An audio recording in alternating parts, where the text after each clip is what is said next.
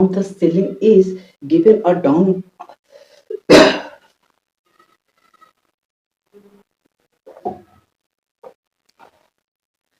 if a string suspended from the ceiling is given a downward force F1, its length becomes L1, its length is L2 if the downward force is F2.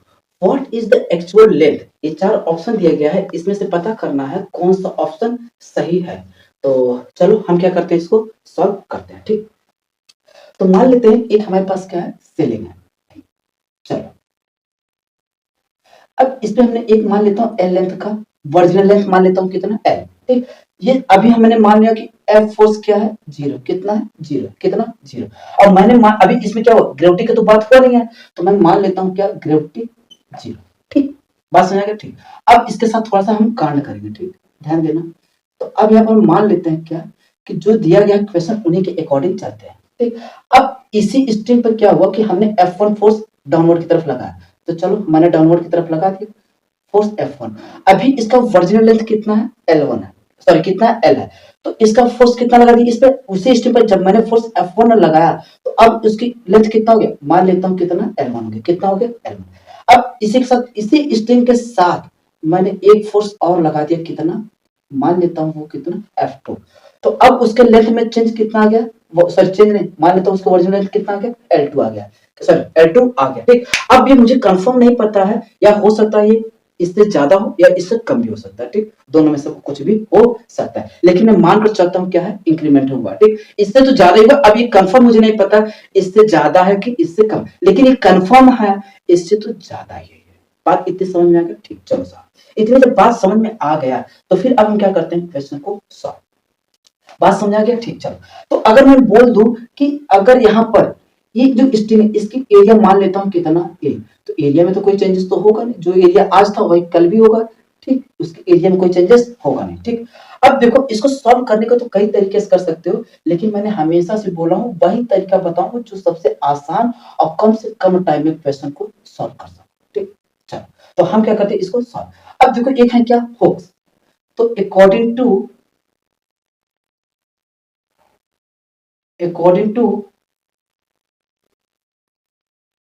Hoax law. ठीक, अब जब यहाँ पर force हमने कुछ नहीं लगाया तो ओरिजिनल लेंथ कितना था, एल। और जैसे मैंने इस पे F1 फोर्स लगाया तो उसके लेंथ में डिफॉर्म हो जाएगा। तो कितना होगा, तो अगर मैं यहाँ पर डेल L1 की वैल्यू बात करूं तो L1 माइनस एल हो जाएगा, और इसकी बात करूं तो कितना हो जाएगा, डेल L2 इक्वल टू कितना हो जाएगा, L2 माइनस एल हो जाएगा। इतनी बात समझ आ गया। ठीक, चलो, तो अब यहाँ पर एक होता है क्या, स्ट्रेस, और एक होता है क्या, स्ट्रेन। ठीक, तो इनके बारे में मानकर चलता हूं कि पता होगा।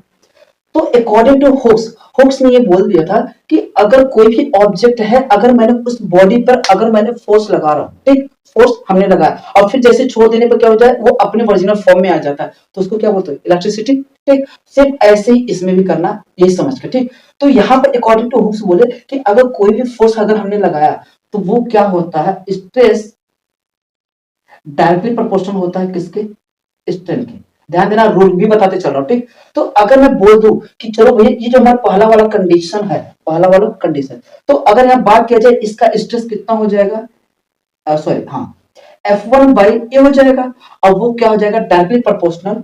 उसका जो चेंज एल कितना है, डेल L1, डेल L1 ही तो है, और वो ओरिजिनल लेंथ कितना है, एल है। अगर इतनी बात समझ में आ गया तो फिर हम आगे बढ़ेंगे। और ये हर कोई जानता है कि जब ये प्रोपोर्शनल हटता है तो कोई कांस्टेंट आता है। ठीक, तो F1 बाई ए को मैंने मान लिया, चलो के, क्या मान लिया, के, डेल L1 बाई एल। ये हमारा इक्वेशन नंबर फर्स्ट है, इसको हटा दें। ठीक, अब यही कंडीशन दूसरे के लिए करते हैं। ठीक, तो क्या हो जाएगा, F2 by A directly proportional कितना हो जाएगा, डेल L2 बाई एल हो जाएगा।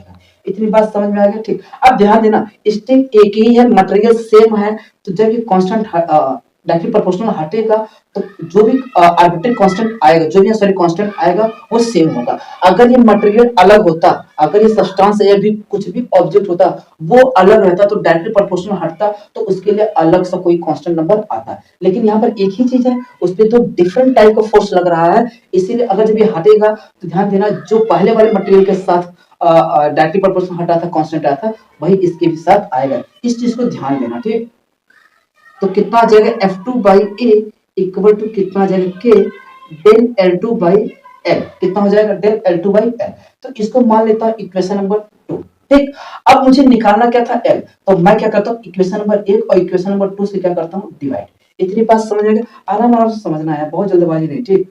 तो यहां हो जाएगा क्या F1 by a upon F2 by a equal to, तो क्या हो जाएगा डेल L1 सॉरी के del L1 by L upon के डेल L2 बाई एल हो जाएगा। देखो जो आसानी से कट जाए उसको काट दो और जो बच जाए उसको क्या कर देना है F1 by F2 equal to del L1 by del L2 हो जाएगा, बिल्कुल हो जाएगा साहब। अच्छा डेल L1 की वैल्यू मैंने निकाल रखा है, ठीक। तो अगर मैं यहां पर देखूं तो F1 by F2 equal to L1 by L1 minus कितना हो जाएगा L हो जाएगा अपॉन L2 माइनस L हो जाएगा, ठीक। क्योंकि ध्यान देना, अच्छा सॉरी यहाँ पर कैपिटल L दिया है, ठीक, सही थोड़ा ध्यान देना।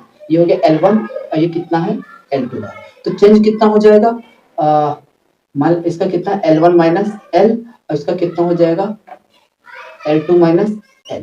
बात समझ आएगा, ठीक। तो यहाँ पर भी चेंज कर दो, ठीक। तो कितना हो जाएगा L1 minus L upon L2 minus L हो जाएगा। बात समझ आया, ठीक।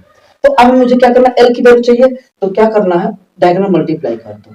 तो F2 सॉरी F2 क्यों F1 L2 minus F1 L equal to कितना हो जाएगा F2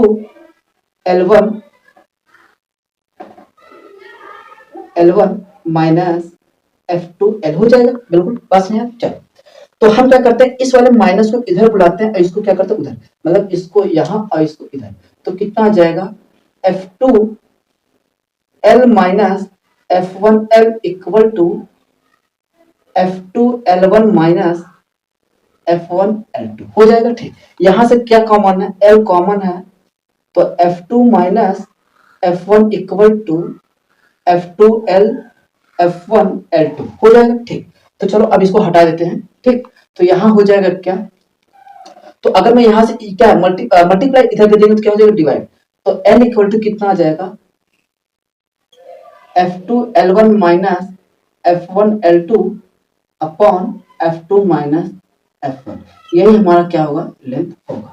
तो एक बार हम ऑप्शन पर चेक कर लेते हैं, ठीक।